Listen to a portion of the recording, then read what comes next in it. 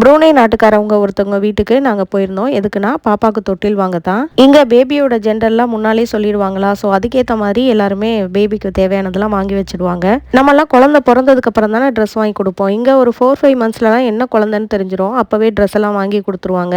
இவங்க வீட்டில் இருக்க தொட்டில சேலுக்கு போட்டிருந்தாங்க. நான் அதை பார்த்து நேத்தே ரேட்டெல்லாம் பார்த்து பேசி வச்சிருந்தேன். இன்னைக்கு அதை வாங்குறதுக்காக வந்தோம். தொட்டில கரெக்டாக மாட்டி காட்டினாங்க. வீட்டில் போய் இப்படி தான் மாட்டணும் அப்படின்றத கூட சொல்லி கொடுத்து விட்டாங்க. அந்த தொட்டில புதுசாக நம்ம கடையில் வாங்கினோம்னா $170.